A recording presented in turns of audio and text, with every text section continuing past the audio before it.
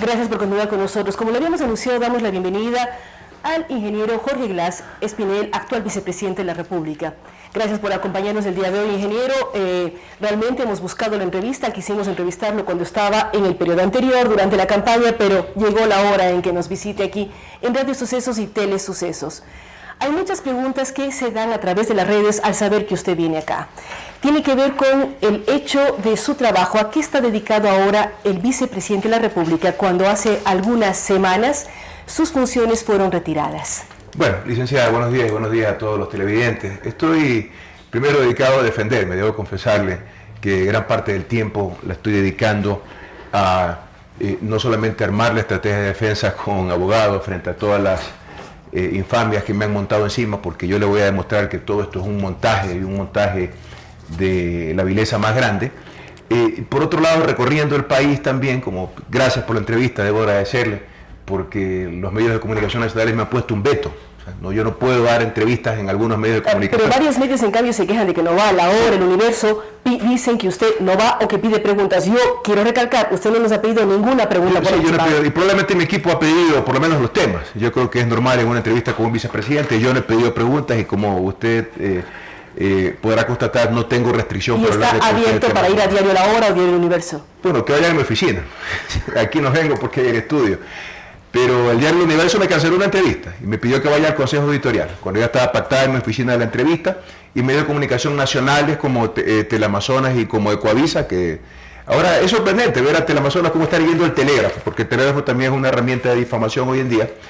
Y Ecuavisa me cancelaron la entrevista, ya estaban pactadas y estaban canceladas la entrevista. ¿Por qué usted habla de que los medios somos herramientas de difamación? Cuando hay una serie de pruebas, hay una serie de elementos... Bueno, pero ¿cómo se hacen supuestas pruebas? No, porque pruebas no hay ninguna. Bueno, antes de esto, usted dice que ahora hay elementos de convicción y yo voy a demostrar que hay elementos, hay grabaciones, hay que ver cómo se las analiza y es la justicia la que tiene que evaluar si son efectivamente pruebas. Aquí hay dos tipos de instancia de sentencia o de condena.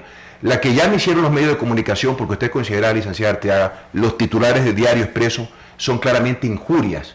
Cuando dicen Glass vinculado formalmente a la corrupción, no dice Glass vinculado a un proceso de instrucción fiscal para investigar, para determinar si es que se lo acusa y luego un juicio ver si es culpable, es radicalmente distinto, querida licenciada.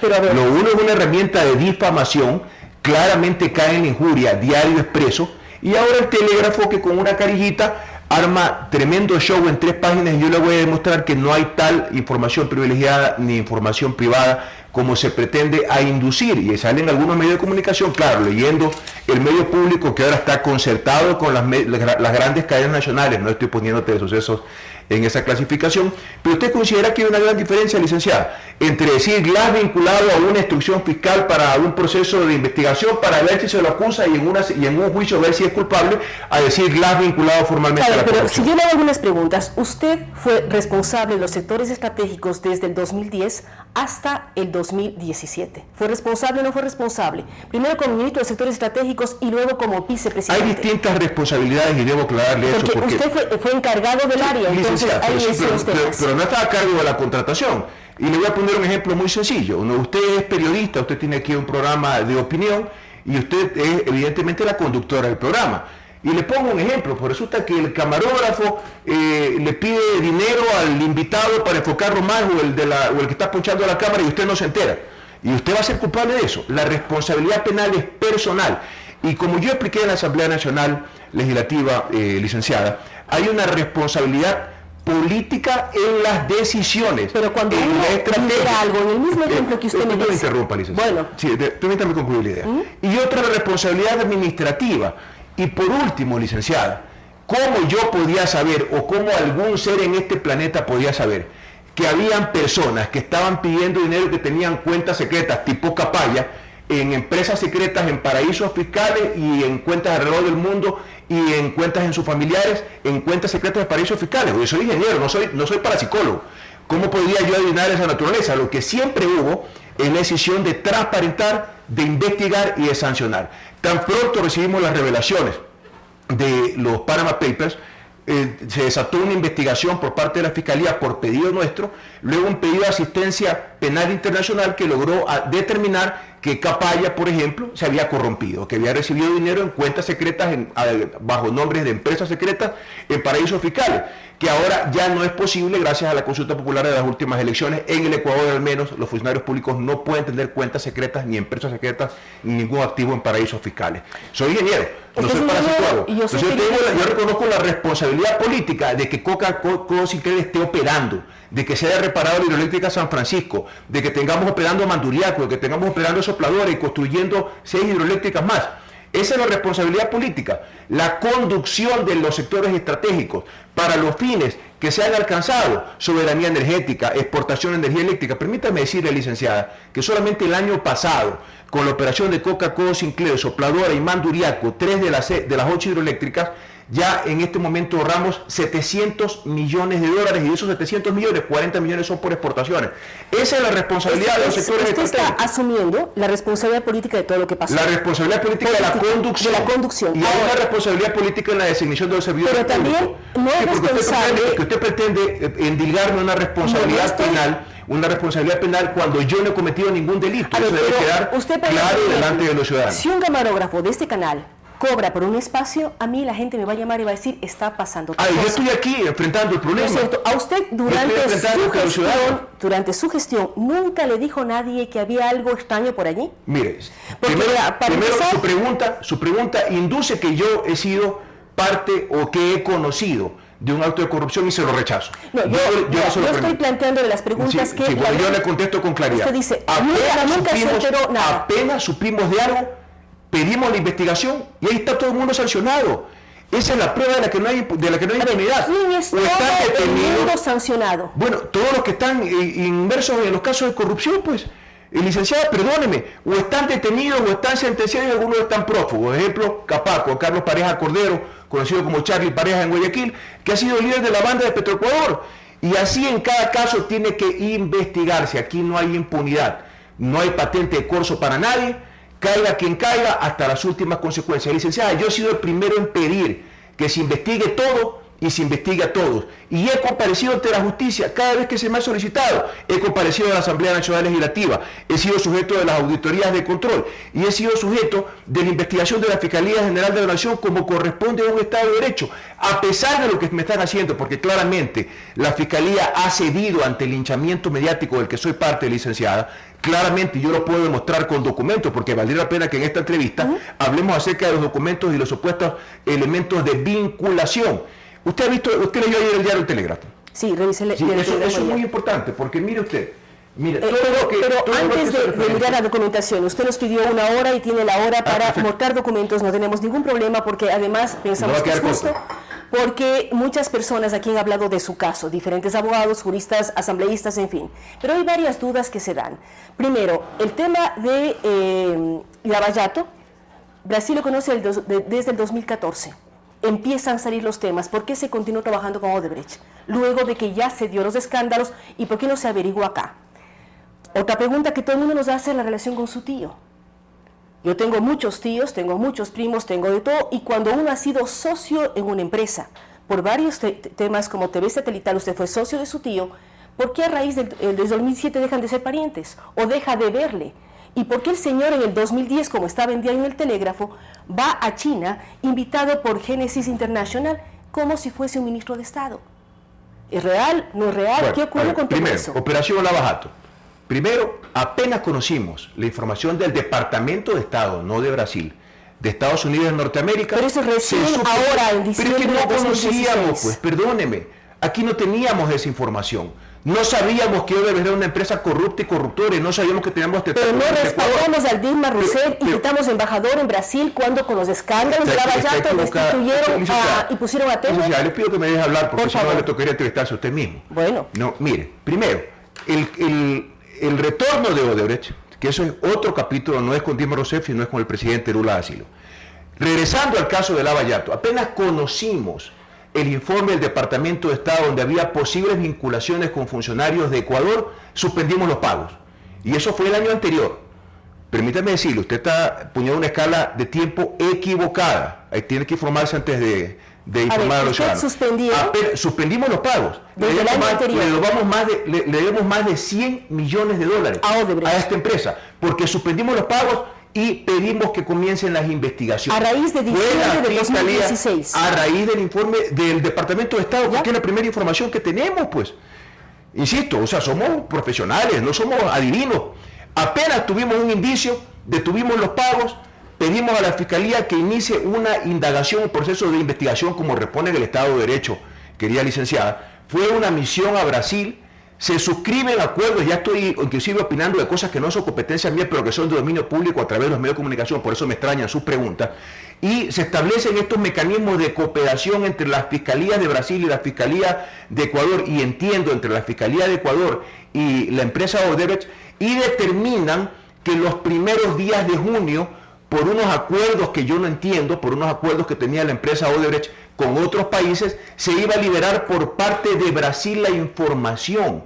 Y dado que los primeros días de junio se liberó la información, se realizaron los operativos que son de dominio público, que le cae a quien corresponda. Si alguien se ha tomado mi nombre para beneficio propio, así sea un tío, mamá, papá, lo que sea, tiene que estar en la cárcel y tiene que responder ante el sistema de justicia. Pero dejemos que la justicia actúe, pues. Aquí ya lo que se pretende, poco más ahora es que lo decapiten en la Plaza Grande. Y le corresponde a la justicia determinar quién es culpable y quién es inocente.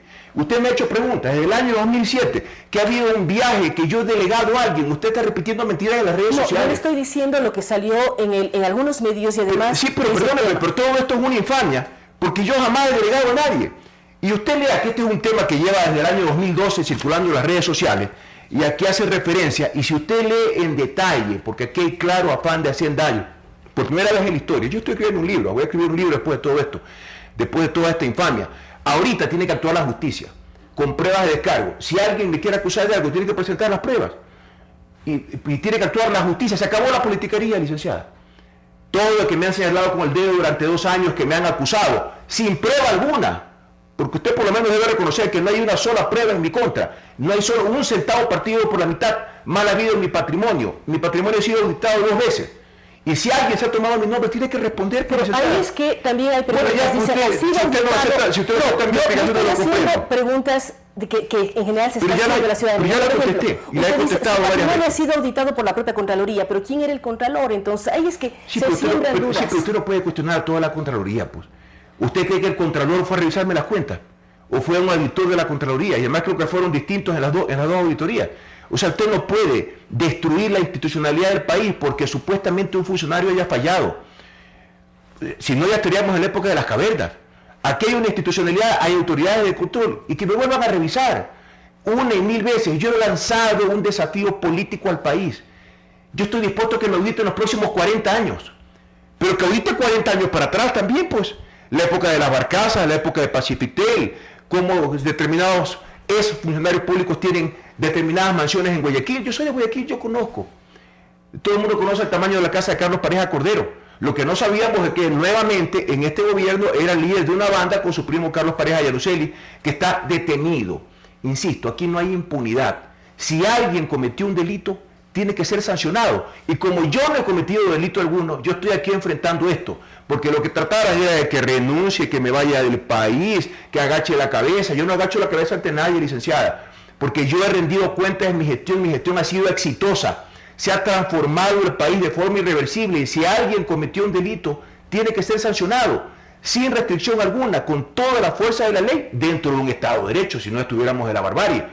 Y usted está repitiendo de que yo he mandado como representante a mi tío a un... No, yo no estoy repitiendo. Sí, pero es que está repitiendo... El señor Rivera viajó a China como representante del gobierno. Es que eso... primero pregúntale. Segundo, es falso. Demuéstreme porque yo no he delegado para algo. No estoy diciendo que usted delegó, pero sí parte del gobierno. Pero ¿cuál era la relación del señor Rivera con otros miembros del gobierno? ¿Ustedes conocen eso? En lo absoluto, que yo sepa ninguna. Nadie ni lo conoce. Jamás ha pisado un ministerio de lo que yo he preguntado. Le he preguntado al ministro de Electricidad, a las empresas hidrocarburíferas, ni lo conocen. Jamás lo han visto. Y si no, eso tiene que preguntárselo a él, no a mí. Yo no soy él, somos 2 personas distintas. Y déjenme decirle que si usted hubiera tomado la molestia de leer ese expediente que está circulando por redes sociales, de esa supuesta delegación. Pero si usted dice que no se debe creer lo que circula en redes sociales... No, pero lea lo completo por último, pues. Usted recuerda lo que me hicieron con el caso Caminosca, pues. Mutilaron un arbitraje y sacaron la página del Diario Expreso donde dice que no había prueba alguna en contra de nadie. Es que eso es una infamia. Me están montando todo esto, licenciada. ¿Por qué le están montando a usted todo esto? ¿Por qué razón usted... Por lo que represento, porque represento 10 años de un proceso político y soy un eslabón más antes de llegar a Rafael Correa. ¿Cómo usted se explica que no haya después de 2 años, licenciada, o si usted la tiene, muéstralo a sus televidentes, una sola prueba en mi contra y me sigan atacando? Y me siguen atacando y me siguen atacando. Usted recuerda que hasta hace pocas semanas me querían llevar a juicio político con recortes de periódico. Eso es un insulto al país. Ni en la época de la partidocracia me querían llevar a juicio político con recortes de periódico. Que no tiene ningún temor porque tiene una vida limpia, habla de todas las auditorías que le han hecho a su patrimonio. ¿Por qué no presentarse a un juicio político? Que sería lógico que el país escuche las preguntas y las respuestas que le yo me someto a todo lo que corresponde a un Estado de Derecho. Si yo he pedido de manera pública a mis compañeros de la Asamblea Nacional, yo le pude haber pedido, déjame hacer esta reflexión. Usted ha leído la providencia de la fiscal Salazar. Sí. Y usted ha encontrado un elemento de convicción real en mi contra. No existe. No lo hay. Yo pude haber pedido esa providencia. Tiene serios vicios de nulidad. Yo pude haber pedido, licenciada, que los compañeros legisladores analicen en derecho. ¿No le parece que hubiera sido un pedido racional? Y que resuelva lo que corresponda. Sin embargo, no. Yo dije, por favor, den paso a la vinculación para poder defenderme en el Estado de Derecho. Yo no quiero vivir bajo la sombra de la sospecha. Yo no le tengo miedo a nadie, a nada, solo le tengo miedo a Dios. Sí, aquí si no han dejado pasar los juicios políticos, es que hay asambleístas que evalúan que no me pueden llevar a juicio político por recorte periódico, por el amor de Dios. No es que yo tengo miedo a juicio político. Si yo ya comparecí a la Asamblea Nacional y dije todo lo que tenía que decir, y si usted se tomó la molestia de ver las 4 o 5 horas de intervención... Vimos las 4 o 5 horas, pero faltaron preguntas documentadas. Ahora usted lo ha documentado, usted dice, leyó la providencia, leí la cuestión de la fiscal. Yo no soy juez y usted tampoco es juez. Yo no soy abogado, usted tampoco es abogado. Pero hay que aclarar una serie de cosas. Porque vea, hay varios temas. Desde los dichos que cuando el río suena piedras trae, que es un dicho popular, hay dudas, hay preocupaciones, hay una serie de elementos. Son dichos de barrio, ¿no? Son dichos de barrio, pero son dichos que a veces la sabiduría popular entraña muchísimo y ustedes han sabido rescatar muchas veces la sabiduría popular. Entonces, hay una serie de cosas que sí deben ser aclaradas. Dígame cuáles. Por ejemplo, su tío, ¿cuál es la relación que tiene con usted? La estrictamente familiar. Desde el año 2007. Pero si fue su socio, trabajaron juntos. Fue en el pasado. Usted en el pasado pudo haber hecho otra cosa. Usted en el pasado, en su vida personal, pudo tener otros hitos en su vida. Usted en el pasado, 10 años, licenciada, por el amor de Dios, 10 años que soy servidor público y me desvinculé completamente de él. La relación que tengo, que es el hermano de madre de mi madre, esa es la relación. Nada más. Y lo puede demostrar. Lo puede usted investigar. No tengo ningún otro tipo de relación que no sea la estrictamente familiar y distanciado. Pero ¿por qué entonces en las grabaciones que salen del señor José Concienzado Santos, estas delaciones? Esa es la venganza de Odebrecht, pues. Puede ser la venganza de Odebrecht, pero aparece su tío y se refieren al señor Vidrio o al señor JG. Usted no es de Vidrio ni JG. Pregúntele a él, pues. ¿Cómo yo respondo por un tercero? ¿Usted tiene hijos, licenciada? Yo tengo hijos. Y usted responde por sus hijos si cometen algún delito en el supuesto caso y Dios la libre, porque esto es una pesadilla. Usted no tiene idea de lo que yo estoy enfrentando con mi familia. Defiende a sus hijos. No, sí, pero si defiende a su familia. No, perdóneme, yo no defiendo, yo todo lo contrario, usted tiene un error. Yo defiendo el Estado de Derecho. Y si alguien ha roto la ley, tiene que responder ante la justicia. Tiene que responder, y es lo que a mis hijos les digo. Si algo pasa, tiene que responder. Pero también no niego las relaciones. Y yo no la estoy negando, le estoy diciendo la verdad. Si usted habla de la venganza de Odebrecht, ¿usted cree por cuarta vez, la única relación que tengo es la estrictamente familiar, que se traduce en los encuentros familiares una vez a fin de año y a veces en el cumpleaños de mi madre. A veces, porque ni eso en muchas ocasiones.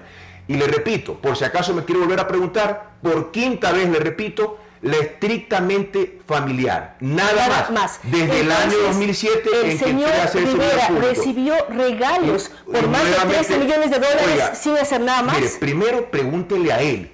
Y segundo, espere que termine la investigación, pues. Porque ni usted ni yo conozco. Y yo estoy atento a ver qué dice la investigación para ver qué acciones tomo. Porque yo no voy a permitir que se tome mi nombre. Pero primero que, como usted bien dice, que surja la investigación, porque hasta ahora solamente son elementos de convicción, pues. Deje que avance el proceso. ¿Y dónde está él? Está detenido. Tiene que responder si ha hecho algo malo. Y yo soy el primero en exigirlo, licenciada. Pero quizás pudiéramos avanzar otros temas porque me pregunta 6 veces lo mismo. Sí, hay varios temas. Lo que pasa es que es la pregunta que mucha gente insiste. Pero ya la respondí, pues. Ya me ha respondido 6 veces el tema. Y no vuelvo a topar el tema de su tío, Fantástico. al cual solo le ve en fin de año y a veces en el cumpleaños de su mamá. Le repito, sí. Sí, nada más. Séptima vez. No, por eso ya me respondió. Estrictamente familiar.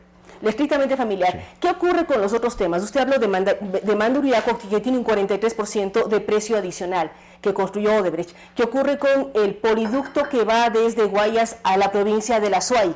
¿Qué ocurre con todo eso en donde hay revisiones y hay revisiones del nuevo contrato y sobrepasan los precios? ¿Qué ocurre con esto? Usted dice, yo no era quien contrataba, Sí, pero sí velaba por los sectores estratégicos. Sí. Primero, todo ha sido auditado, hasta donde yo conozco. Segundo, tiene que entrevistar a los ejecutores. Yo no soy el ejecutor. Aquí hay empresas públicas, gerentes, directorios, y debajo del gerente hay comisión de administración de contratos, en las licitaciones hay comité de bases, comité de contrataciones, comité de negociación, comité de evaluación técnica. Para cada uno de esos detalles, que insisto, nuevamente, los expliqué en la Asamblea Nacional Legislativa en detalle, para ver cada uno de los procesos de ejecución de esos contratos. Si quiere más información se la puedo remitir, porque yo no puedo estar aquí hablando de contratos complementarios de los que yo no he sido parte. A ver, yo quiero aquí que nos aclare algo. Con toda la tranquilidad le voy a preguntar esto. Si yo, medio de comunicación, recordamos varias demandas que hizo su gobierno a los medios de comunicación, era responsable el periodista que escribía la nota y también el consejo editorial. Recordemos caso El Universo. Entonces aquí usted es responsable, el ministro que firmó el contrato. Pero no es responsable todo el área. Yo no soy responsable de que se firme el contrato, está equivocado. Pero a ver, si un periodista escribió una nota y se publicaba, sí, yo creo a ver, que ¿cómo hacemos comparaciones? Yo creo que pudiéramos utilizar la entrevista en revisar los elementos de convicción de la providencia, y creo que eso va a ser mucho más ilustrativo que tratar de forzar comparaciones que no tienen lugar. Pues. Un consejo editorial sabe lo que van a publicar. Yo no soy parte de la administración de los contratos. La comparación es nula. Entonces quisiera que nos cuente cuál era su papel como rector de los sectores estratégicos, porque si no sabía los contratos cómo se firmaban, ¿cuál era su papel? Bueno, le explico nuevamente. Permítame escribirle para que tenga un poco para más que de quede claridad. muy claro. No, ¿verdad? Qué pena que no lo pueda compartir con la empresa. Hay un directorio. En ese directorio, ¿no, verdad? Hay un presidente del directorio que normalmente es el ministro del área. Arriba está el Ministerio de Electricidad, por ponerle un ejemplo.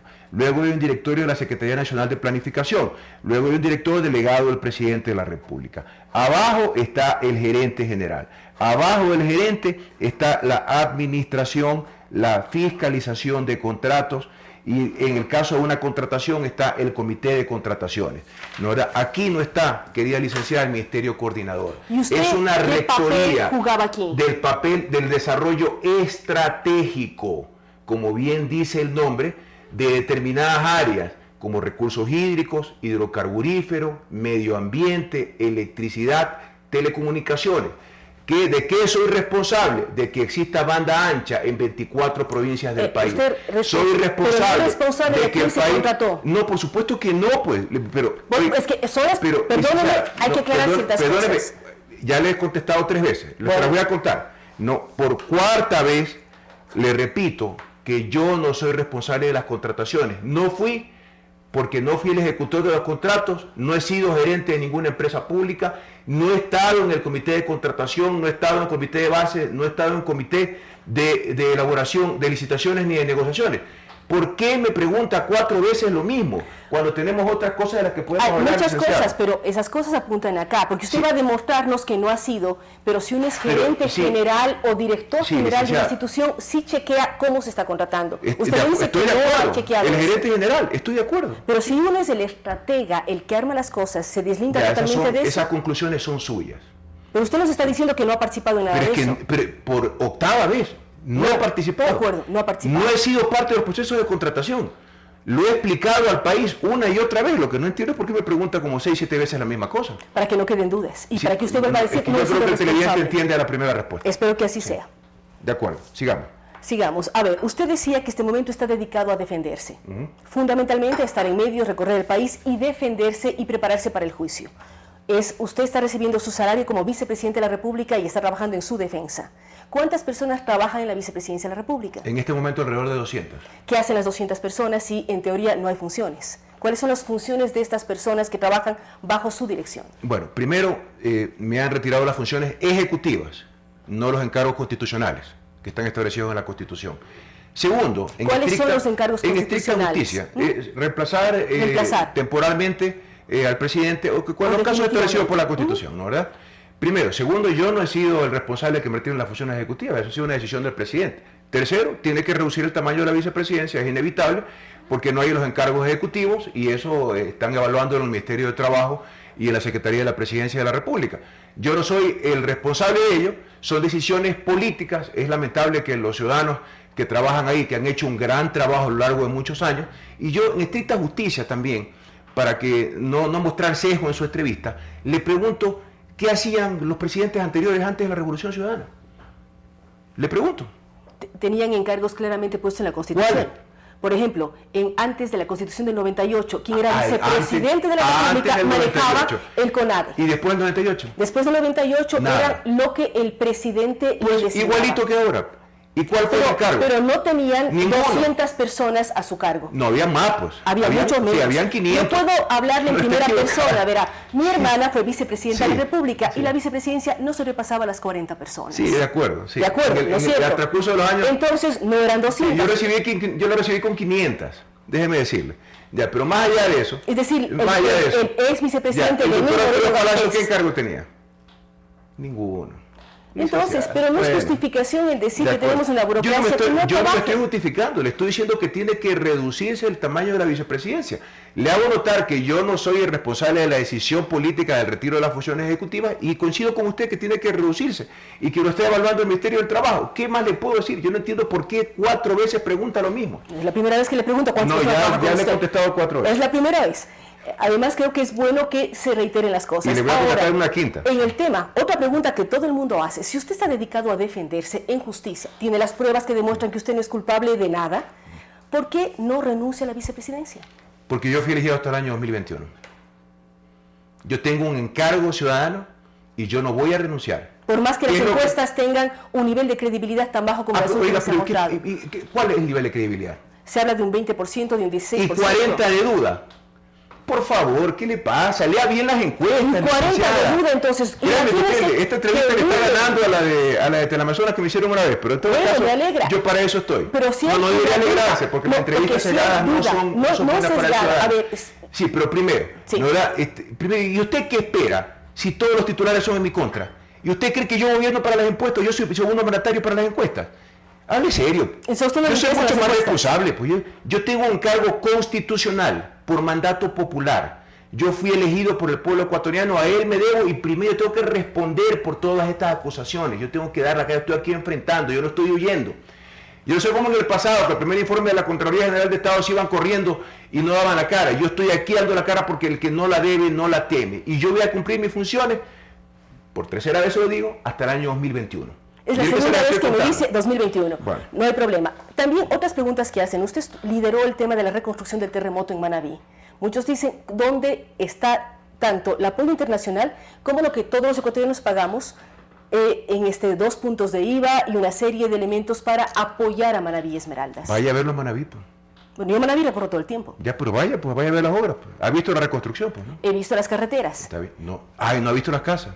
Pero todavía veo gente viviendo en carpas y todavía veo problemas, todavía hay problemas. Entonces, todos los albergues oficiales fueron cerrados el 24 de mayo, licenciada. Usted está equivocada. Bueno, si yo fui a Pedernales hace 2 semanas y todavía hay albergues, oficiales o no oficiales, sí, bueno, no sé. Sí, pero hay ciudadanos que fueron después que se instalaron ahí. Sí, ahora quedaron pendientes 8.000 casas por contratar, pero ya no ciudadanos que están en albergues oficiales, porque los albergues oficiales fueron cerrados. A ver, y si hay albergues oficiales y extraoficiales, ¿no damos el mismo trato a los que no están en albergues oficiales, gente que perdió todo no, y que de pronto no estuvo? Usted está equivocada. Si usted gusta, yo puedo darle una entrevista solamente de reconstrucción para mostrar las cifras.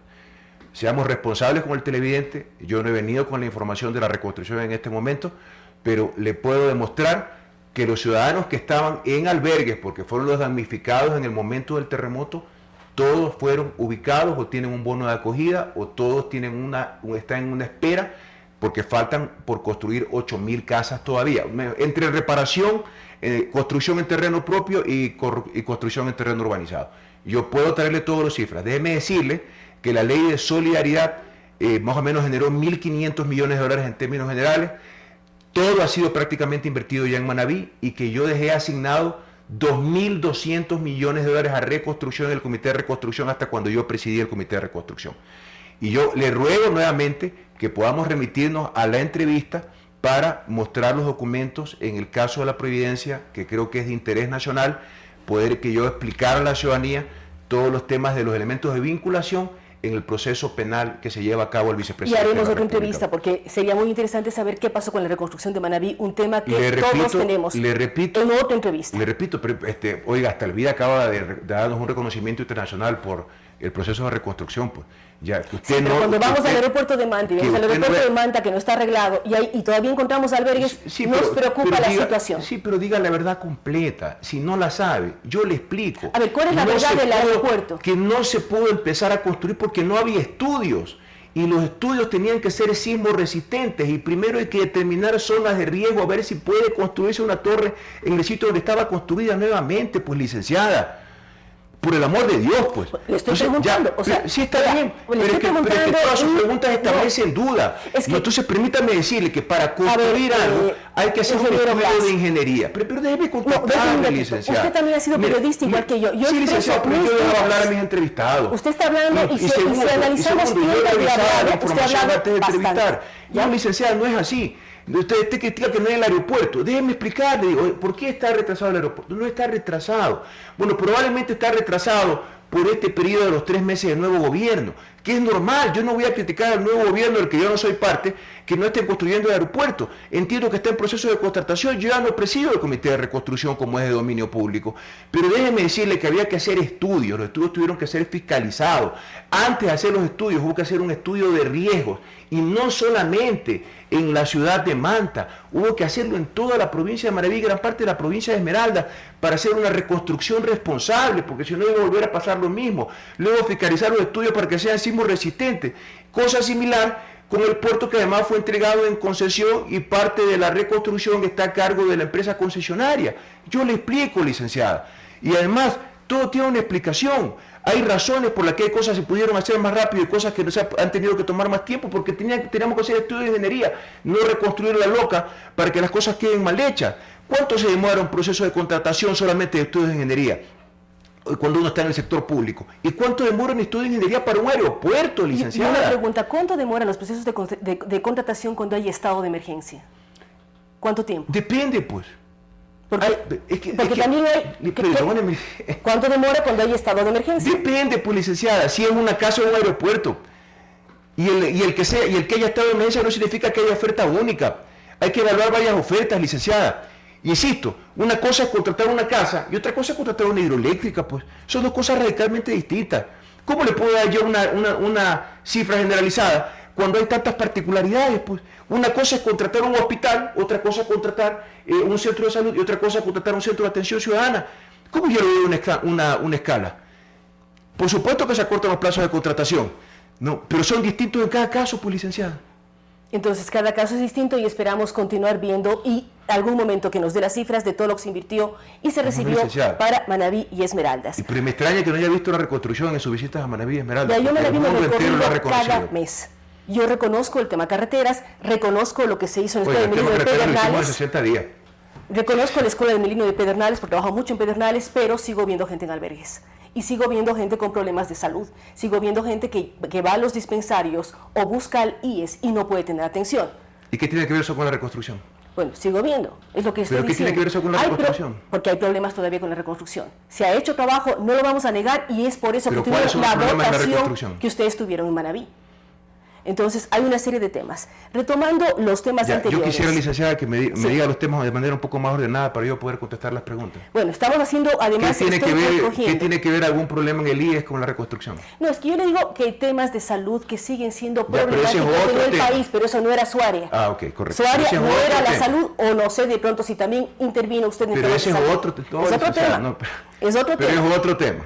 Qué bueno. Ahora, retomando en el tema de sectores estratégicos, cuando se habla del político Pascuales Cuenca, que está en discusión, aparentemente Odebrecht va a demandar además, porque dicen que no le ha dado las facilidades los organismos de petróleos del Ecuador.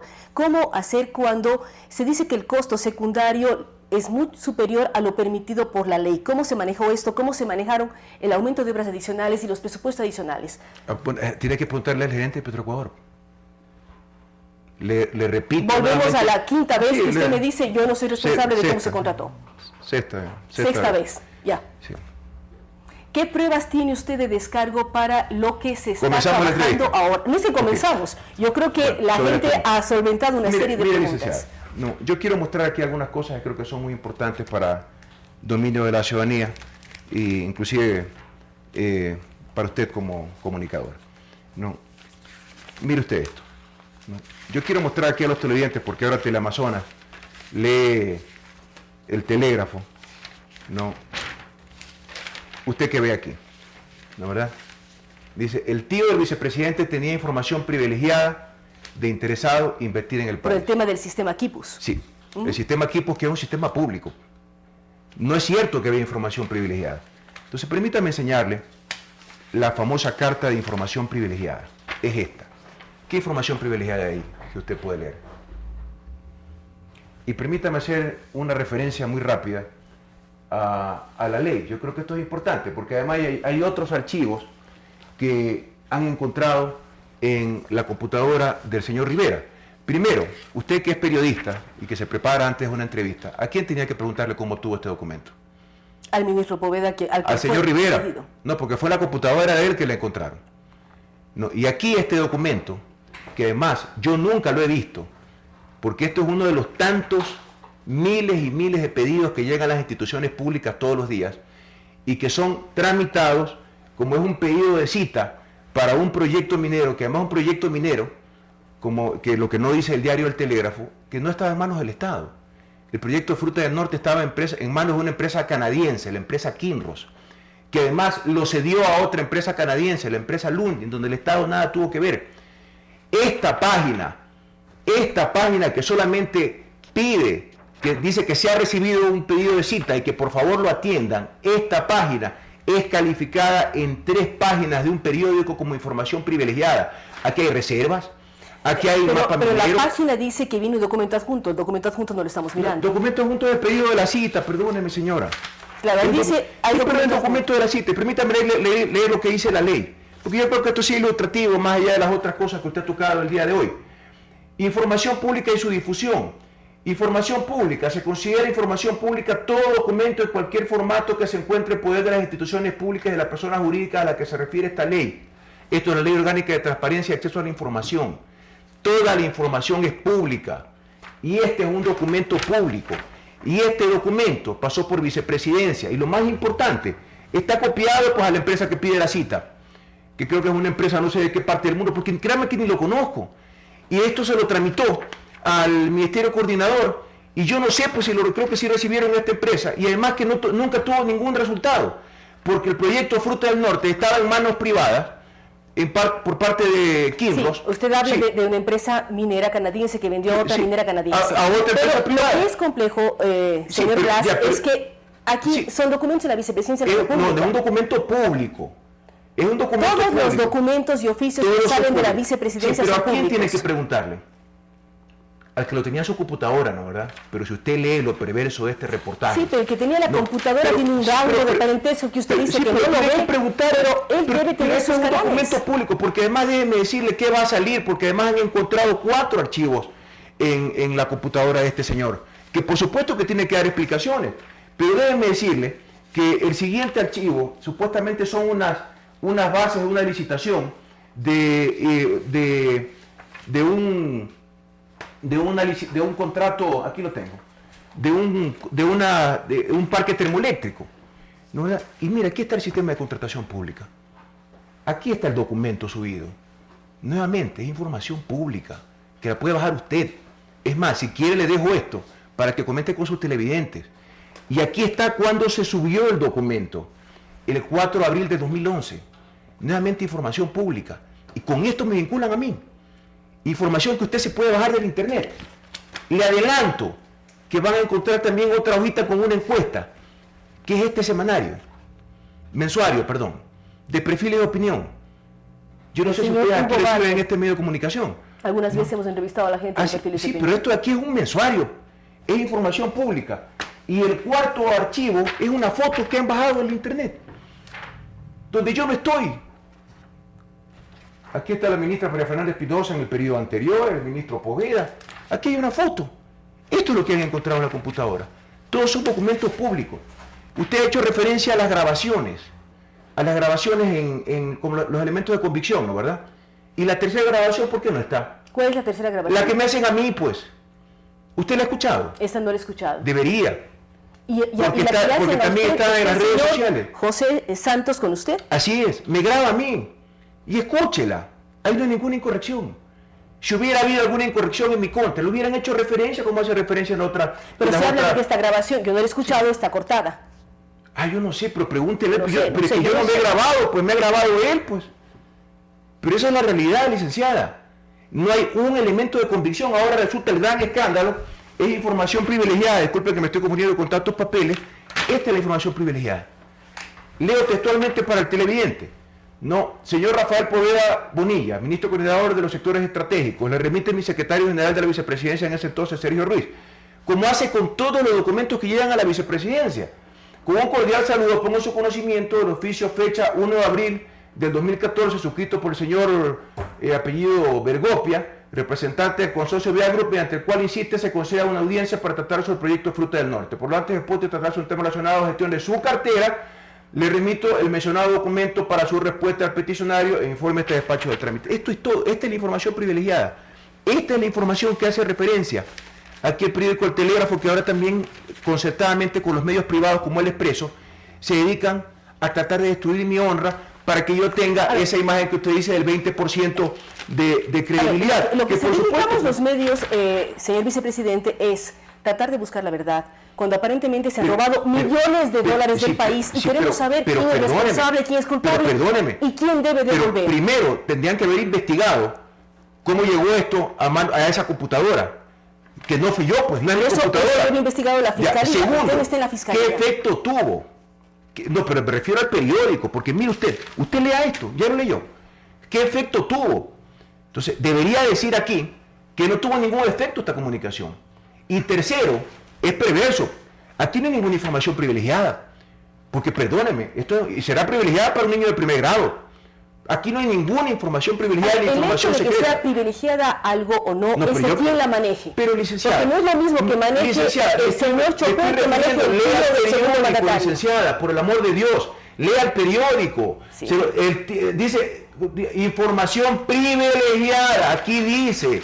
Esta es la prensa irresponsable que yo reclamo. Y mire que es un medio público, porque también soy parte del que la montó en mi contra. Yo comprendo que usted tiene inquietudes. Le he contestado todas sus preguntas. Y le he señalado cuando me pregunta más de una vez, porque no le queda más. Sí, he repetido varias respuestas, que no hay problema para que las cosas se aclaren. Ahora, perdónenme un instante. Hay varios temas, ¿no es cierto? ¿Cómo usted dice que ya no es parte del gobierno nacional? Entonces, ¿qué está haciendo como vicepresidente? Usted dice, yo no soy parte. De que no soy parte, licenciada, pues yo tengo cargos ejecutivos. Yo soy parte del gabinete y no soy parte porque no estoy de acuerdo con muchas cosas que está haciendo este gobierno, como meter los Bucaray en una empresa eléctrica, pues.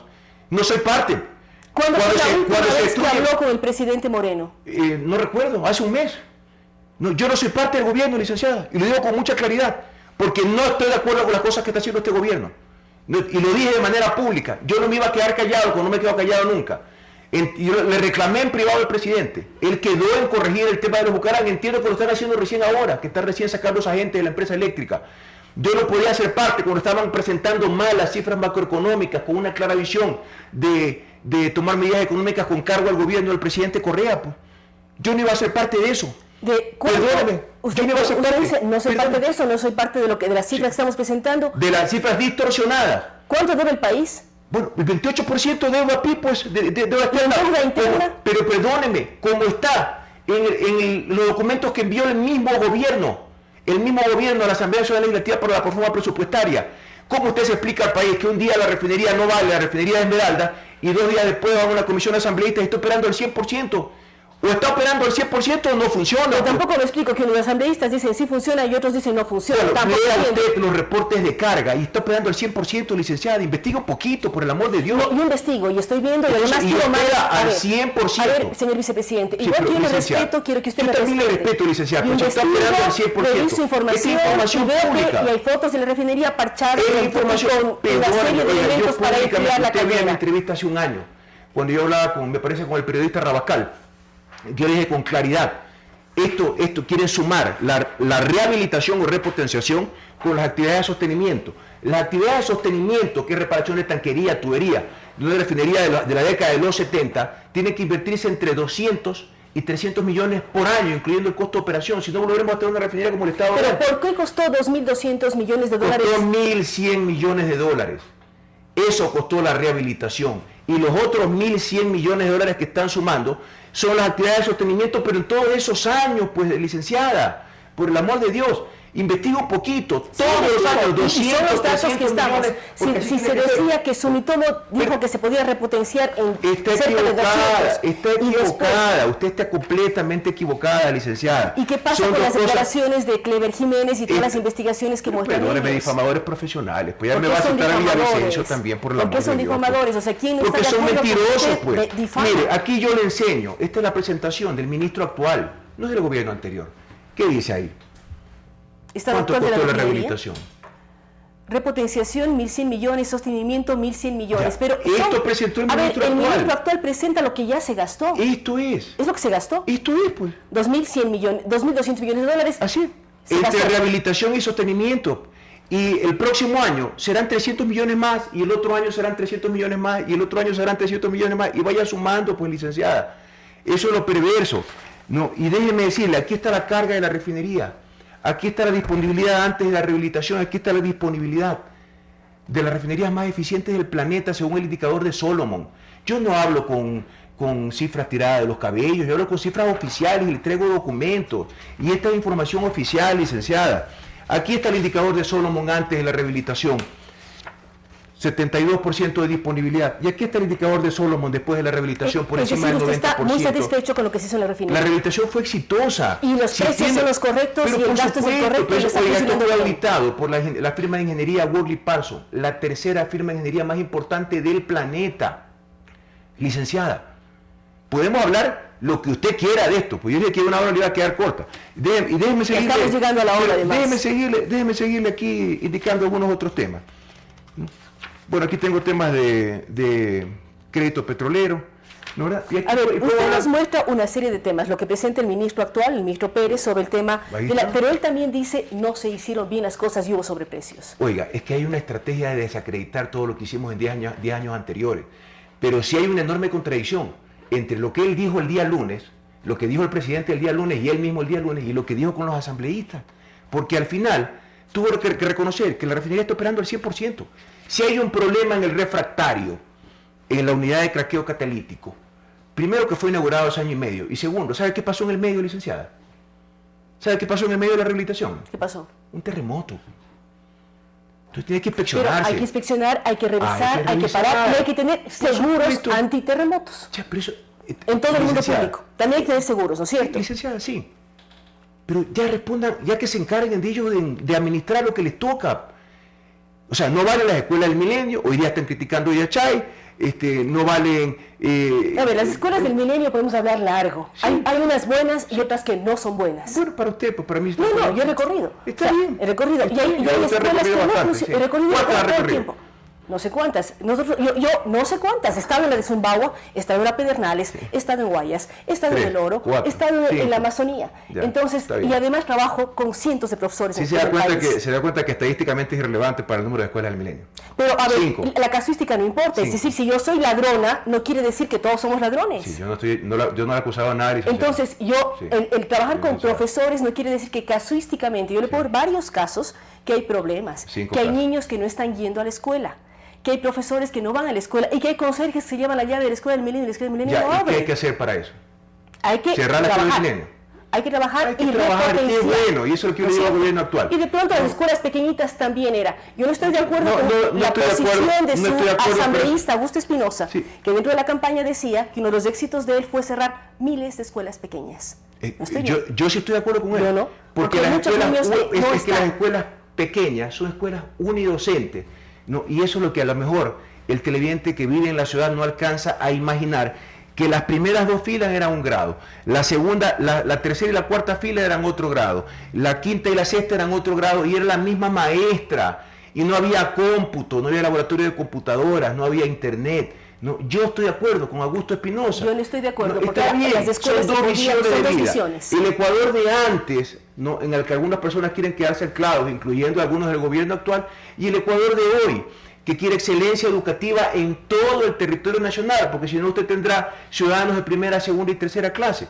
Y para eso todos tienen que acceder a educación de calidad con laboratorios de cómputo, con laboratorios de física, laboratorios de química y con computación, enseñanza del idioma inglés y con conocimiento de la historia. Estoy de acuerdo con eso. Y eso es posible en una escuela unidocente. En las reformas muchas cosas se eliminan. Y eso es posible en una escuela unidocente. Se puede repotenciar escuelas unidocentes y garantizar que no lo sean. Bueno, o sea, lo que usted dice es una unidocente convertirla en una escuela del milenio. Sí, no del milenio, son demasiado grandes. Bueno, la siglo XXI, ¿conoce la siglo XXI? Sí, conozco. Son mejores, ¿no? ¿Le gustan más? Me gustan más las siglo XXI. Está bien, perfecto. Pero son para cada caso. La siglo XXI para la ruralidad. El tema educativo, uno no puede decir este molde es bueno para todo el país, sino ir analizando en cada sector qué necesidades. Pero estamos de acuerdo que la escuela unidocente chiquita no es. Tampoco lo es. Está bien. Pero tampoco. Qué bueno que estemos de acuerdo en algo en el transcurso de la entrevista. A ver, pero no es lo que me dijo anteriormente. ¿Cómo? No es lo que me dijo anteriormente. Me dijo que no estaba de acuerdo con haber cerrado las escuelas. No estoy de acuerdo que se hayan cerrado. No estoy de acuerdo, se pudieron trabajar en ellas. Es difícil. Escuelas con piso de tierra salía más costoso. Todavía las hay, y todavía hay escuelas con el Todavía falta. Si nadie ha dicho que la tarea está completa. La tarea está completa cuando erradiquemos la pobreza. En 10 años sacamos a 2 millones de personas de la pobreza. Electo, ¿qué puede hacer ahora para cumplir las ofertas de campaña? Yo voy a desarrollar propuestas de políticas públicas para el gobierno. Y las voy a hacer con la gente. Voy a seguir recorriendo el país. Y voy a hacerla conocer al presidente. Y me preguntan, ¿en qué aviones está volando cuando recorre el país? Ando en carro y viajo a La Tacunga para subirme a logístico donde transportan a personal de las Fuerzas Armadas, y en eso voy a Guayaquil. Y el resto me lo ¿Y en vuelos comerciales como TAM, Elane, todo eso no se sube? Yo me traslado en el logístico. ¿Por qué no utiliza, como todos los ecuatorianos, los aviones normales de las líneas comerciales? Por tema de seguridad que le puede contestar el Servicio de Protección Presidencial. Yo no puedo contestarle esas preguntas. Entonces usted va a La Tacunga para viajar. Yo voy a La Tacunga, me subo en el logístico y voy a Guayaquil, y el resto es por transporte terrestre. En mi camioneta, además. Por si acaso también le molesta que utilice algún vehículo público, yo me movilizo en mi camioneta. ¿Y usted conduce también? También conduzco. Me habrá visto entonces. Le he visto conduciendo. ¿Tenemos algo más que quiera agregar porque pasó la hora ya? No, ya no pude detallar todos los temas que quería de los casos judiciales, pero de pronto me da hasta ahorita, pero ya con un poquito más de hora. En otro momento para hablar además del terremoto.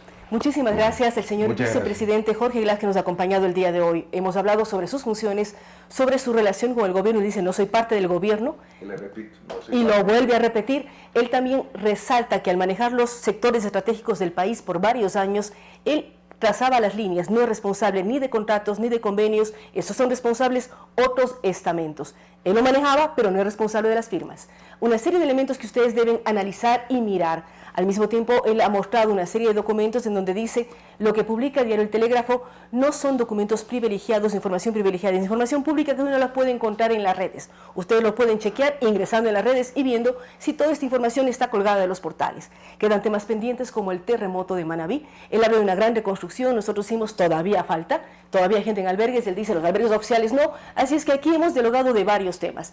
Agradecemos nuevamente la presencia del señor vicepresidente de la República. Él dice que es vicepresidente hasta el año 2021. Está abierto para los juicios, incluido un juicio político, porque él considera que él puede demostrar su inocencia. ¿Cuál es su función actual? Fundamentalmente es defenderse desde la vicepresidencia de la República. Gracias por estar con nosotros. Recordamos que este programa ya con el apoyo de Quito Alcaldía, de también una serie de auspiciantes como Movistar y otros espacios que diariamente nos permiten llegar a ustedes. Gracias por acompañarnos. Mañana iniciamos nuestro programa a las 7 de la mañana, Radio Sucesos, y 7:30, Radio Sucesos y Telesucesos.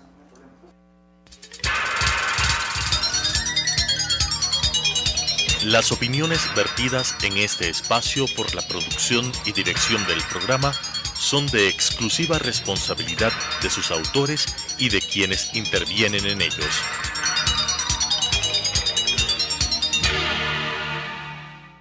Sucesos presentó Enfoques. Pensamiento libre y crítico. Día a día buscaremos diferentes visiones para la comprensión de la realidad del tercer milenio. Enfoques, un espacio que une noticia, análisis y opinión. Hasta la próxima.